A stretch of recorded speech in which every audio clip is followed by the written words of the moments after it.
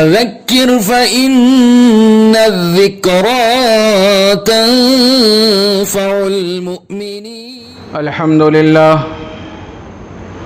الحمد لله نحمده ونستعينه ونستغفره ونؤمن به ونتوكل عليه ونعوذ بالله من شرور أنفسنا ومن سيئات أعمالنا.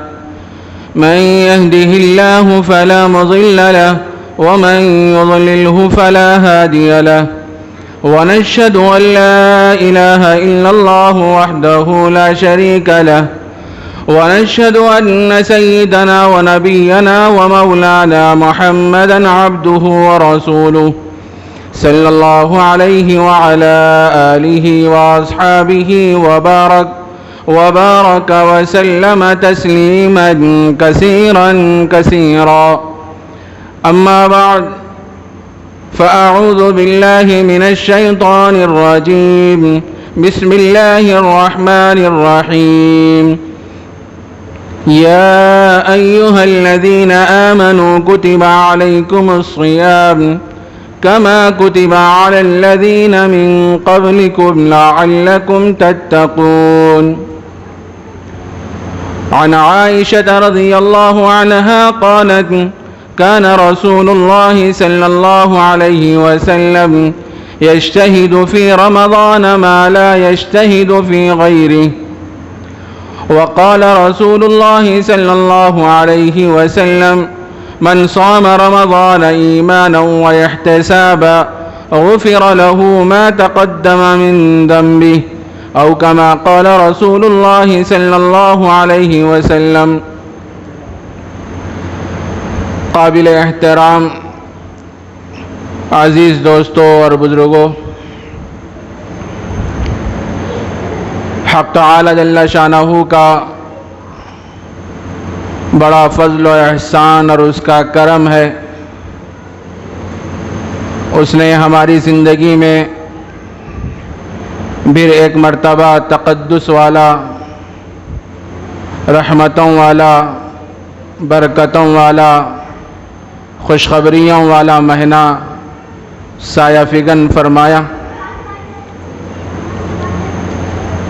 ہم میں سے کتنے دوست احباب، رشتہ دار، متعلقین ایسے تھے جو گزشتہ رمضان ہمارے ساتھ گزارے، روزوں کا اہتمام کیے، تراویح میں شریک رہے، لیکن وہ اس مبارک مہینے میں نہیں رہے، ہمیشہ کے لیے ہم کو داغ جدائی اور داغ مفارقت دے کر چلے گئے. اس اعتبار سے ہم بڑے خوش نصیب ہیں. اللہ تبارک و تعالی نے ہمارے جسم کو مضبوط بنایا ہے اور ہمارے قوا کو مضبوط بنایا ہے، اور اس مبارک مہینے میں کچھ کر گزرنے کی قوت ارادی بھی ہمارے اندر موجود ہے. اس لیے میرے عزیز دوستوں، بزرگوں، اس مہینے کے ایک ایک ساعت کو، ایک ایک پل کو اور ایک ایک لمحے کو غنیمت جانتے ہوئے اللہ تبارک و تعالیٰ کی یاد، اس کی فرمانبرداری اور تلاوت قرآن شریف اور روزوں کے اہتمام میں ان مبارک ایام کو اور اس مبارک مہینے کو گزارنے کی اللہ تبارک و تعالی ہم سب کو توفیق عمل مرحمت فرمائے. چونکہ رمضان کا مہینہ یہ نیکیوں کا سیزن ہے. جس طرح کاروباری حضرات کے کچھ سیزن ہوتے ہیں، جب وہ سیزن آ جاتا ہے تو تجار حضرات مصروف ہو جاتے ہیں اور اپنے کام میں لگ جاتے ہیں، بڑی محنتیں، کوششیں اور مجاہدے کرتے ہیں، اور یہ سوچتے ہیں کہ سیزن میں کچھ کما لوں گا تو مجھے فائدہ ہو جائے گا، میری زندگی آسانی سے گزرے گی. اسی طرح میرے عزیز دوستو بزرگوں، رمضان کا مہینہ بھی نیکیوں کا سیزن ہے۔ اللہ تبارک و تعالیٰ اس مبارک مہینے میں نیکیوں کے ثواب کو بڑھا دیتے ہیں۔ جو کوئی بندہ نفل عمل کو انجام دیتا ہے تو اللہ فرض کے برابر اس کا ثواب عطا فرماتے ہیں، اور کوئی فرض کو انجام دیتا ہے تو اللہ تبارک و تعالیٰ 70 فرض کے برابر اس کا ثواب عطا فرماتے ہیں۔ اس لیے اس مبارک مہینے کے ایام کو اور اس کے لمحوں کو اور اس کے اوقات کو ہم غنیمت جانتے ہوئے کثرت کے ساتھ اللہ کی اطاعت اور اس کی فرمانبرداری اور قرآن شریف کی تلاوت میں، ذکر و اذکار میں، اور اپنے مولا کو راضی کرنے کی فکر اور کوشش میں، اور اپنے سابقہ گناہوں کو یاد کر کے ندامت کے آنسو اللہ کے دربار میں ٹپکائیں، اور اللہ تبارک و تعالیٰ کے دربار میں یہ کہیں، مولا یقیناً مجھ سے بڑے گناہ ہوئے، بڑے خطائیں ہوئیں، بڑی لغزشیں ہوئی ہیں، میرے جسم سے ایسے اعمال نکلے جو آپ کو ناراض کرنے والے تھے، ناخوش کرنے والے تھے، آپ کو ناراض کرنے والے تھے۔ مولا میں عہد کرتا ہوں آئندہ سے پھر گناہوں کا ارتکاب نہیں کروں گا۔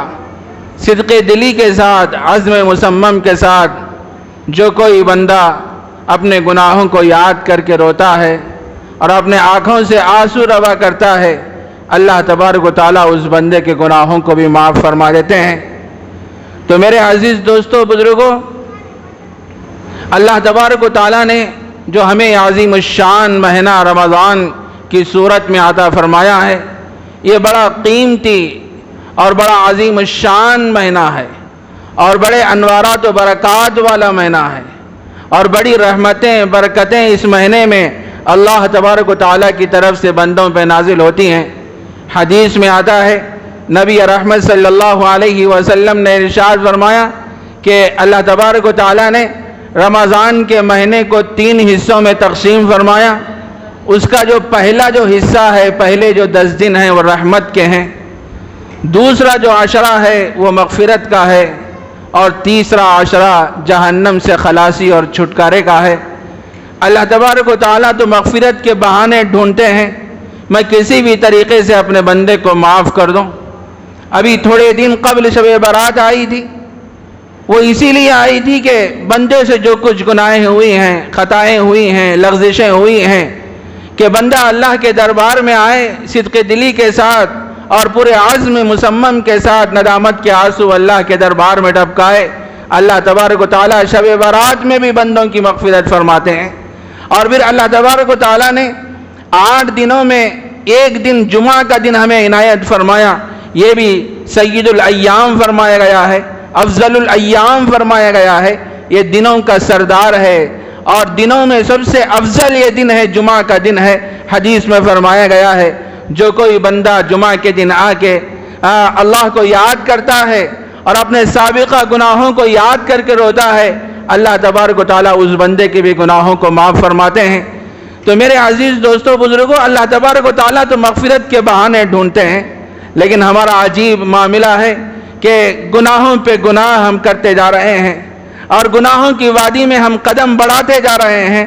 کبھی ہمیں احساس نہیں ہوتا، کبھی ہمارے اندر یہ شعور بیدار نہیں ہوتا، ارے مجھ سے کتنے گناہ ہو گئے، کتنی غلطیاں ہو گئیں، اور کتنے ایسے اعمال مجھ سے سرزد ہو گئے جو اللہ کو ناراض کرنے والے ہیں، ناخوش کرنے والے ہیں۔ اسی حالت میں میں مر جاؤں گا تو اللہ کو کیا منہ دکھاؤں گا، اور اللہ تبارک و تعالیٰ مجھ سے پوچھیں گے، ارے بندے میں نے تجھے 60 سالہ زندگی عطا فرمائی تھی، اور یہ زندگی تو میں نے اس واسطے دی تھی کہ تاکہ تو میری عبادت کرتا اور میری دی ہوئی پیشانی کو میرے سامنے جھکاتا اور اعمال خیر کا ذخیرہ اپنے پاس جمع کرتا، اچھے اعمال کرتا۔ اللہ تبارک و تعالیٰ اگر قیامت کے دن پوچھیں گے تو ہمارے پاس کیا جواب ہے؟ میرے بھائی زندگی تو بڑی مختصر ہے، عارضی ہے، ختم ہو جانے والی زندگی ہے۔ اس محدود زندگی میں رہتے ہوئے انسان کو لامحدود زندگی کی تیاری کرنا ہے۔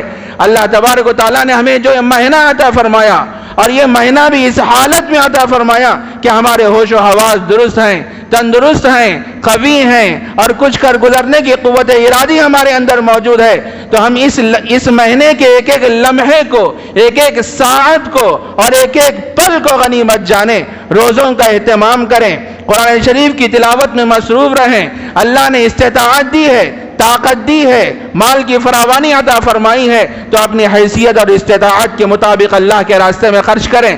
حدیث میں آتا ہے، نبی اکرم صلی اللہ علیہ وسلم نے ارشاد فرمایا کہ نبی رحمت صلی اللہ علیہ وسلم رمضان کے مہینے میں تیز چلنے والی ہوا سے بھی زیادہ سخاوت فرمایا کرتے تھے، تیز چلنے والی ہوا سے بھی زیادہ سخاوت آپ فرمایا کرتے۔ ویسے آپ فیاض تھے ہی، لیکن جب رمضان شروع ہوتا تھا تو آپ کے جود و سخا کا کوئی ٹھکانہ نہیں ہوتا تھا۔ تو اللہ نے ہمیں مال عطا فرمایا ہے اور مال کی فراوانی عطا فرمائی ہے۔ میرے بھائی، ہم اپنے محلے میں دیکھیں کتنے لوگ ایسے ہیں جو مجبور ہیں، لاچار ہیں، قسم پرسی میں ان کی زندگی گزر رہی ہے، ان کے لیے افطار کے لیے ان کے پاس کوئی نظم نہیں ہوتا، کھانے کا ان کے پاس کوئی نظم نہیں ہوتا، اور وہ بیچارہ ہے کہ پریشان حال ہے، کوئی اس کو دیکھنے والا نہیں، کوئی اس کو پوچھنے والا نہیں۔ امت کے صاحب ثروت حضرات کی ذمہ داری یہ ہے کہ ہم تحقیق کریں، ایسے غریبوں کے پاس پہنچیں اور اپنا دست تعاون دراز کریں اور جا کے پوچھیں کہ تم کس حال میں ہو، تمہیں کس چیز کی ضرورت ہے۔ اگر وہ کھانے کی ضرورت ہے تو کھانے کا انتظام کر دے، راشن کی ضرورت ہے تو راشن کا انتظام کر دے، کپڑوں کی ضرورت ہے تو کپڑوں کا انتظام کرے۔ میرے بھائی، اگر ہم اپنے بھائیوں کی مدد نہیں کریں گے، ان کا تعاون نہیں کریں گے، تو پھر کون کریں گے؟ کتنے لوگ ہیں جو ہمارے محلے میں موجود ہیں، ہمارے شہر میں موجود ہیں، جو ایک ایک وقت کے کھانے کے محتاج ہیں، ان کو کوئی پوچھنے والا نہیں ہے۔ امت کے صاحب ثروت حضرات کی ذمہ داری ہے کہ ہم ان تک پہنچے، تحقیق کریں اور جو کچھ ہم سے ہو سکتا ہے ان کا تعاون کریں۔ کتنی لڑکیاں اور کتنی عورتیں جو مسجد کے دروازے پہ آ کے کھڑی ہوتی ہیں، باحجاب ہوتی ہیں، جب گھر سے نکلتی ہیں تو دل میں یہ بات آتی ہے اس خاتون کی اور اس لڑکی کے دل میں یہ بات آتی ہے، اگر میرا شوہر زندہ ہوتا، اگر میرا بیٹا زندہ ہوتا تو مجھے یہاں آنے کی ضرورت نہیں پڑتی، شرمندگی کی ضرورت مجھے نہیں پڑتی۔ لیکن وہ بیچاری اپنے چھوٹے چھوٹے بچوں کے لیے اور اپنے چھوٹے چھوٹے بچوں کو پالنے کے لیے اور ان کے روزگار کے لیے اور ان کو کچھ کھلانے کے لیے وہ بیچاری آتی ہے اور مسجد کے دروازے پہ کھڑی ہوتی ہے اور جانے والوں سے کہتی ہے کہ کچھ میری مدد کرو۔ لیکن امت کے صاحب ثروت حضرات ان غریبوں کو دیکھتے ہیں، برقع پوش خواتین کو دیکھتے ہیں، لیکن کبھی ان کے جیب سے 20 روپے نہیں نکلتے، 50 روپے نہیں نکلتے، الا ماشاءاللہ بہت سے حضرات ایسے بھی ہیں جو دیتے بھی ہیں، لیکن عمومی مزاج ہمارا ایسا بن پڑا ہے میرے بھائی کہ ہم غریبوں کی فکر نہیں کرتے، ان کے ساتھ دست تعاون دراز نہیں کرتے۔ میرے بھائی، ہم ان غریبوں کی مدد کریں، ان کا تعاون کریں۔ اور بہت سے لوگ کسی غریب کو دیکھ کے یہ سمجھتے ہیں کہ ہم احسان کر رہے ہیں۔ ہم کسی غریب پہ کوئی احسان نہیں کر رہے ہیں، غریب ہم پہ احسان کر رہا ہے۔ اگر سارے ہی حضرات مالدار ہوتے، پیسے والے ہوتے، تم اپنا پیسہ لے جا کے کن کو دیتے؟ اپنی زکوٰۃ لے جا کے کن کو دیتے؟ ان غربا کا ہم پہ بہت بڑا احسان ہے، یہ ہم پہ احسان کر رہے ہیں، ہم ان پہ کوئی احسان نہیں کر رہے۔ ہم کیا احسان کر رہے ہیں میرے بھائی؟ ہمارے اوپر جو فریضہ ہے زکوٰۃ کا، وہ تو ہم پورا کر رہے ہیں، وہ تو ضروری ہے، وہ تو واجب ہے۔ ہم کسی پہ کوئی احسان نہیں کر رہے ہیں، غریب ہم پہ احسان کر رہا ہے۔ یہ تصور کریں، ریاکاری نہیں ہونا دیتے ہوئے، شہرت نہیں ہونا، نام و نمود نہیں ہونا، میں اس کو 1000 روپے دے رہا ہوں، میں اس کو 2000 روپے دے رہا ہوں، لوگ میری تعریف کریں۔ ارے کتنے دن لوگ تعریف کریں گے؟ 1 دن کریں گے، 2 دن کریں گے، وہ اللہ تعریف کرے، وہ اللہ کہے اے بندے میں نے تجھے مال کی فراوانی عطا فرمائی تھی، اور تیرے پاس ایک عورت آئی تھی، ایک خاتون آئی تھی، ایک بہت ہی مستحق آدمی تیرے پاس آیا تھا اور تجھ سے فریاد طلب کیا تھا اور تجھ سے درخواست کیا تھا، تو نے اس وقت اپنے جیب سے نکال کے اس فقیر کا تعاون کیا، اس کی مدد کی۔ یہ عمل مجھے اتنا پسند آیا کہ میں نے تیری مغفرت فرما دی۔ ارے اللہ تبارک و تعالیٰ کہے لوگوں کے کہنے سے کیا ہوتا ہے میرے بھائی؟ تو یہ جو مہینہ ہم پہ سایہ فگن ہے، بڑی رحمتوں برکتوں کا مہینہ ہے۔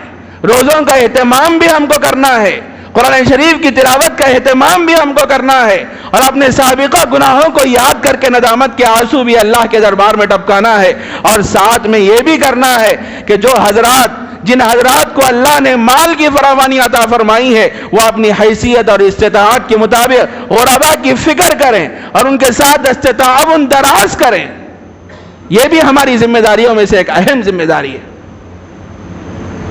بہرحال مجھے اس موقع پر کوئی لمبی چوڑی بات آپ سے عرض کرنا نہیں ہے، صرف اتنا عرض کرنا ہے کہ اللہ تبارک و تعالیٰ نے جو مہینہ ہمیں عطا فرمایا ہے رمضان کی صورت میں، ایک کام جو ہم کو بڑے اہتمام سے اس مہینے میں کرنا ہے وہ ہے روزوں کا اہتمام کرنا۔ یا ایھا الذین آمنوا کتب علیکم الصیام کما کتب علی الذین من قبلکم لعلکم تتقون۔ ایمان والو، تم پر روزوں کو فرض کیا گیا جیسا کہ تم سے پہلے والے لوگوں پر بھی روزوں کو فرض کیا گیا تھا۔ کہے کے لیے فرض کیا گیا؟ لعلکم تتقون، تمہارے اندر اللہ کا ڈر پیدا ہو جائے، اللہ کا خوف پیدا ہو جائے، اور اللہ کی خشیت تمہارے دل میں پیدا ہو جائے۔ اللہ تبارک و تعالیٰ نے اس واسطے بندوں پر روزوں کو فرض فرمایا۔ اگر کوئی آدمی تمام اسلامی تعلیمات کا خلاصہ ایک لفظ میں معلوم کرنا چاہے تو وہ تقویٰ ہے۔ اللہ تبارک و تعالیٰ نے انسان کو کہے کے لیے پیدا کیا، یا ایھا الناس اعبدوا ربکم الذی خلقکم والذین من قبلکم لعلکم تتقون۔ اللہ تبارک و تعالیٰ ارشاد فرماتے ہیں، اے لوگو، میں نے تم کو بھی پیدا کیا اور تم سے پہلے والے لوگوں کو بھی پیدا کیا، اس واسطے پیدا کیا کہ تمہارے اندر اللہ کا ڈر پیدا ہو جائے، اللہ کا خوف پیدا ہو جائے۔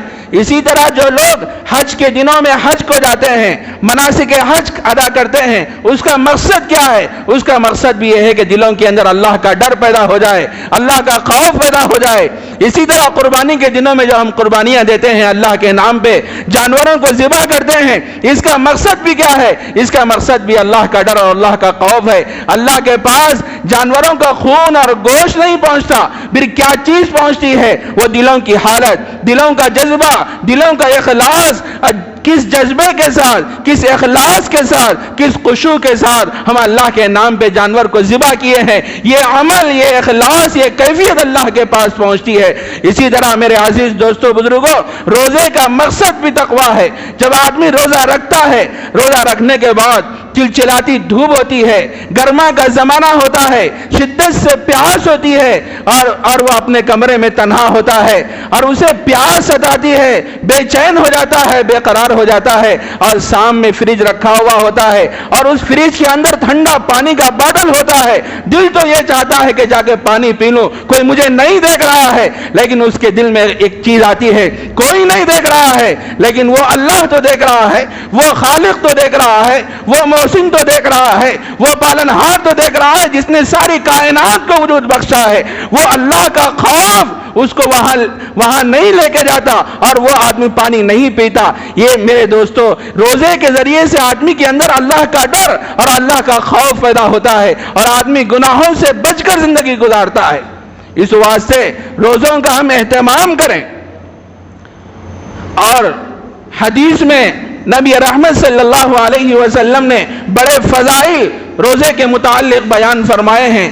ایک حدیث میں آتا ہے، نبی کریم صلی اللہ علیہ وسلم نے ارشاد فرمایا، جو کوئی آدمی رمضان المبارک کا ایک دن کا بھی روزہ رکھتا ہے، اللہ تبارک و تعالیٰ اس بندے کو جہنم سے اتنا دور کرتے ہیں جتنا کہ کوئی کوا اگر پیدا ہوتے ہی اڑنا شروع کر دے، اڑتے اڑتے وہ اپنی مسافت میں جوان ہو جائے، بوڑھا ہو جائے اور اپنی طبعی موت مر جائے، تو اندازہ لگائیے وہ کتنی لمبی مسافت طے کیا ہوگا۔ کوئی کوا اگر پیدا ہوتے ہی اڑنا شروع کر دے، اڑتے اڑتے وہ اپنی مسافت میں جوان ہو جائے، بوڑھا ہو جائے اور اس کے بعد وہ مر جائے، تو اندازہ لگائیے وہ کتنی لمبی مسافت طے کیا ہوگا۔ اسی طرح جو بندہ رمضان میں ایک دن کا بھی روزہ رکھتا ہے، اللہ تبارک و تعالیٰ اس بندے کو جہنم سے اتنا دور کر دیتے ہیں۔ جہنم سے۔ کوے کے بارے میں مشہور ہے، اس کی عمر تقریباً 1000 سال کی ہوتی ہے، 1000 سال کی تقریباً۔ اگر کوئی کوا پیدا ہوتے ہی اڑنا شروع کر دے اور وہ 1000 سال تک اڑتا رہے اور اسی مسافت میں جوان بھی ہو جائے، بوڑھا بھی ہو جائے، اندازہ لگا سکتے ہیں کتنی لمبی مسافت طے کیا ہوگا، کتنی لمبی مسافت طے کیا ہوگا۔ ظاہر ہے جو کوئی بندہ رمضان میں ایک روزے کا بھی اہتمام کرتا ہے، اللہ تبارک و تعالیٰ اس بندے کو جہنم سے اتنا دور کر دیتے ہیں۔ ایک روزہ رکھنا یہ مقصد نہیں ہے، اس کا ترغیب دی گئی ہے اس کے اندر۔ بھائی ہم لوگ یہ سمجھیں گے ایک روزہ رکھ لیں گے ہم جہنم سے دور ہو جائیں گے، ایسی بات نہیں ہے۔ 30 روزے رکھنا ہی ہے، کسی بھی صورت میں رکھنا ہی ہے ہم کو۔ ایسے فضائل احادیث میں نبی رحمت صلی اللہ علیہ وسلم نے بیان فرمائے۔ اور جب آدمی روزوں کا اہتمام کرے تو علماء کرام نے لکھا ہے کہ 4-5 چیزوں کا جب آدمی اہتمام کرے گا روزے کی حالت میں تو پھر اس کے اندر ایک اللہ کا خوف اس کے اندر پیدا ہوگا اور اس کو ایک روحانی ترقی آدمی کو نصیب ہوگی۔ پہلی چیز یہ ہے کہ روزے کی حالت میں نگاہ کی حفاظت کرنا۔ عام دنوں میں بھی حفاظت کرنا ہے نگاہ کی، لیکن روزے کی حالت میں خاص طور سے نگاہ کی حفاظت کرنا۔ نبی رحمت صلی اللہ علیہ وسلم نے ارشاد فرمایا النظر سہم مسموم من سہام ابلیس، کہ نظر ابلیس کے تیروں میں سے ایک زہر آلود تیر ہے، یہ تیر جا کے سیدھا دل پہ لگتا ہے اور دل میں اس وقت تک ایمانی نور پیدا نہیں ہوتا جب تک ہم نگاہ کی حفاظت نہیں کریں گے۔ نگاہ کی حفاظت ضروری ہے۔ ہم لوگ روزہ تو رکھ لیتے ہیں، اب تو یہ سیل فونوں کا زمانہ ہے، ہر ایک کے ہاتھ میں بڑے بڑے فون، اور اٹھائے فیس بک کھولے، واٹس ایپ کھولے، یوٹیوب کھولے، اور جن چیزوں کو دیکھنا ہے ان پہ تو ہماری نظر نہیں پڑتی، اور جن چیزوں کو اللہ نے دیکھنے سے منع فرمایا ہے اور روزے کی حالت میں ہم ان چیزوں کو دیکھتے ہیں۔ ایسا روزہ رکھنے سے کچھ فائدہ ہے؟ کچھ بھی فائدہ نہیں ہے۔ حدیث میں آتا ہے نبی اکرم صلی اللہ علیہ وسلم نے ارشاد فرمایا کہ بہت سے روزے دار روزہ رکھتے ہیں، ان کو سوائے بھوکا پیاسا رہنے کے کچھ بھی حاصل نہیں ہوتا، صبح سے شام تک بھوکا رہتے ہیں لیکن کچھ بھی حاصل نہیں ہوتا۔ جو ثواب ملنا چاہیے روزے کی وجہ سے وہ آدمی کو ثواب نہیں ملتا۔ کیوں نہیں ملتا؟ نگاہ کی حفاظت نہیں ہوتی، کان کی حفاظت نہیں ہوتی اور زبان کی حفاظت نہیں ہوتی، اس واسطے ثواب آدمی کو نہیں ملتا۔ تو پہلا کام جو روزے کی حالت میں ہم کو کرنا ہے نگاہ کی حفاظت کرنا۔ دوسرا کام زبان کی حفاظت۔ زبان ہماری قینچی کی طرح چلتی رہتی نا، اور ہمارا بھی رمضان میں یہ معاملہ ہے، تھوڑی دیر سو گئے، فجر کے بعد نماز پڑھ لے کے جب اٹھتے ہیں 9-10 بجے سے، اب 2-4 دوست احباب جمع ہو گئے، اب ماشاءاللہ محفل جمی رہتی ہے ظہر تک، اب ان کے بارے میں ان کے بارے میں ان کے بارے میں ان کی غیبتیں، ان کی چغل خوریاں جو چلتی رہتی ہیں۔ ایسے روزہ رکھنے سے آدمی کو کچھ بھی فائدہ نہیں ہوتا۔ آدمی کیا ہے رمضان میں قطع تعلق کرے، لوگوں سے زیادہ نہیں ملنا، اپنے کام میں مصروف رہنا، تلاوت قرآن شریف میں مصروف رہنا، ذکر و اذکار میں مصروف رہنا۔ آج ہمارا حال یہ ہے کہ 9-10 بج جاتے ہیں، فون کر لیتے ہیں، میں یہاں ہوں، تو یہاں آ جا، تو وہاں آ جا، سب جمع ہو جاتے ہیں اور ظہر تک محفل چلتی رہتی ہے اور غیبتیں چغل خوریاں ہوتی رہتی ہیں۔ ایسے روزہ رکھنے سے آدمی کو کچھ بھی فائدہ نہیں۔ زبان کی بھی حفاظت ہونا۔ تیسری چیز جو ہے وہ کانوں کی بھی حفاظت ہونا۔ جن باتوں کا زبان سے نکالنا ناجائز ہے ان کا سننا بھی ناجائز ہے۔ کتنے لوگ ہیں جو گانے سنتے ہیں، نازیبا کلام سنتے ہیں اور بہت سی چیزوں کو سنتے ہیں، اور کانوں کے راستے سے وہ گندگی دل کے اندر پہنچتی ہے. ایسا روزہ رکھنے سے آدمی کو کچھ بھی فائدہ نہیں. کانوں کی بھی حفاظت ہونا. چوتھا ادب علماء نے لکھا ہے کہ تمام اعضاء روزے کی حالت میں ہونا. یہ پورا جسم روزے کی حالت میں ہونا. ہاتھ سے کسی پہ ظلم نہیں کرنا, زبان سے بیجا اور غلط سلط بات نہیں کرنا, اور آنکھ سے نامحرم کی طرف نہیں دیکھنا, اور اسی طرح کان سے گندے اور غیر ضروری جو فلمیں ہیں, جو گانے ہیں, ان چیزوں کو نہیں سننا. اور اسی طرح ہمارا پورا جو جسم ہے روزے کی حالت میں ہونا. پیر بھی ہمارے روزے کی حالت میں ہونا. ایسی جگہ نہیں چلنا جس کی وجہ سے اللہ تبارک و تعالیٰ ناراض ہوتے ہیں, ناخوش ہوتے ہیں. یہ پوری چیزوں کا جب آدمی رعایت کرے گا, اس کا اہتمام کرے گا, تو پھر آدمی کو روزہ رکھنے پر جو ثواب ملنا چاہیے وہ ثواب آدمی کو ملے گا. اسی طرح علماء کرام نے لکھا ہے ایک ادب یہ بھی ہے کہ ادب ہے, فرض واجب نہیں ہے. ایک ادب یہ بھی ہے کہ افطار اور سحر میں ذرا کم کھانا. کیا کرنا؟ کم کھانا. اب غیروں میں تو مشہور ہو گیا, لوگ ہم بول رہے ہیں کھانے والا مہینہ کہتے ہیں. کھانے والا مہینہ ہے, یہ نفس کو مارنے کا مہینہ ہے. روزے کا مقصد ہے قوت شہوانیہ کو کم کرنا ہے. پیٹ بھر کے کھائیں گے تو قوت شہوانیہ کہاں سے کم ہوگی؟ افطار کی جو تیاری شروع ہوتی ہے وہ عصر سے, یہ لاؤ وہ لاؤ وہ لاؤ, مختلف چیزیں سامنے رکھی ہوئی ہوتی ہیں. لوگ مسجد میں بیٹھے ہوئے ہیں, 2-2 منٹ کو کھڑی دیکھتے, ارے ٹائم کیا ہو رہا ہے, ٹائم کیا ہو رہا ہے, ٹائم کیا ہو رہا ہے, بے چین بے چین بے چین.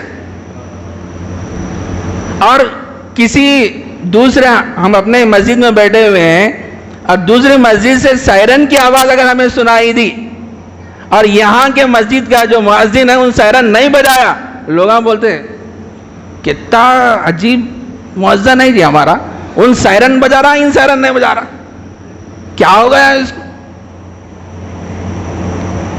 لوگوں کا یہ حال ہے. اور سحر افطار میں اتنا کھا لیتے ہیں اور اس کے بعد نماز پڑھتے ہیں, نماز کو جانے کے بعد گھر میں اتنا کھا لیتے ہیں ماشاءاللہ کہ عشاء کی نماز پڑھنا بھی مشکل. عشاء کی نماز پڑھ لی تو تراویح تو ہوتی نہیں نوجوانوں سے. مجھے کہنے دیجئے بات اگرچہ کہ تلخ ہے, نوجوان ہمارے کہاں رہتے؟ سب باہر مسجد کے. مسجد میں کون رہتے؟ وہی 50 کے اوپر کے معمر, وہی لوگ ایک صف میں پورے رہتے, پورے کے پورے باہر. اور اتنے چالواں ہیں لوگ, ذرا امام صاحب آواز ایسا ذرا کم کرے, پورے بھاگتے ہوئے آئے تھے اندر. معلوم ہے رکوع کر رہے ہیں نوبل کے.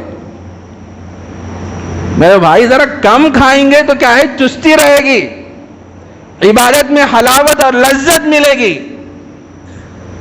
جی چاہے گا عبادت کرنے کو. اس واسطے ایک ادب علماء نے یہ بھی لکھا ہے کہ ذرا کم کھانا ہے. آپ کو میں سناؤں اہل اللہ کی زندگیاں کیسے ہوا کرتی تھیں.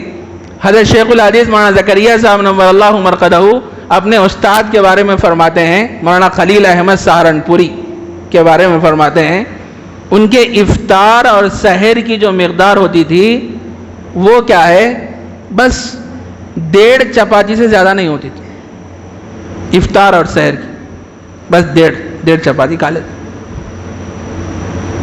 لوگ پوچھتے کہ حضرت کمزوری بڑھتے جا رہی ہے, ضعف بڑھتا جا رہا ہے, کچھ تناول فرما لیں. بولتے بس یہی میرے لیے کافی ہے.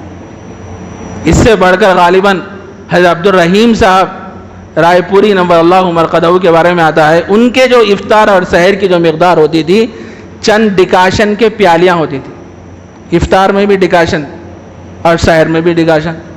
خدام عرض کرتے کہ حضرت کمزوری بڑھتی جا رہی ہے, کچھ تناول فرما لے. تو حضرت جلال میں فرماتے بھائی ان ڈکاشن کے پیالیوں میں مجھے جنت کا مزہ اور لطف حاصل ہو رہا ہے. اہل اللہ کی زندگیاں تو ایسی تھیں. اور ہمارا حال یہ ہے, اتنا ہم کھا لیتے ہیں, اتنا کھا لیتے ہیں کہ نماز پڑھنا بھی مشکل, اور نماز پڑھ بھی لیے تو تراویح تو ہوتی نہیں نوجوان طبقے سے. یہ تراویح بھی پڑھنا ہے بھائی, پورا مہینہ پڑھنا ہے تراویح, اور پورا مہینہ 20 رکعات پڑھنا ہے. اس کا بھی ہمیں اہتمام کرنا ہے۔ تو یہ جو آداب ہیں جو ابھی بیان کیے گئے ہیں، جب آدمی ان چیزوں کے آداب کی رعایت کرتے ہوئے کرے گا اور روزوں کا اہتمام کرے گا تو پھر اس آدمی کو ثواب پہنچے گا، ثواب ملے گا۔ اگر ہم کانوں کی حفاظت نہیں کریں گے، زبان کی حفاظت نہیں کریں گے اور اسی طرح نظر کی حفاظت نہیں کریں گے تو پھر آدمی کو ثواب نہیں ملے گا۔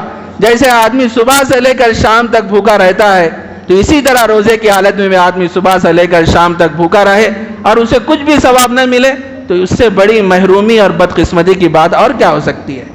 تو اس واسطے روزے کی حالت میں خصوصیت کے ساتھ ہم ان چیزوں کا اہتمام کریں اور ان کی حفاظت کریں تو پھر آدمی کے اندر روحانی ترقی پیدا ہوتی ہے اور آدمی کو ثواب ملتا ہے۔ تو یہ جو کچھ باتیں اس موقع پر میرے ذہن میں آئیں، اللہ کہنے والے کو بھی عامل بنائیں اور سننے والوں کو بھی توفیق عمل مرحمت فرمائیں۔ وآخر دعوانا الحمدللہ رب العالمین۔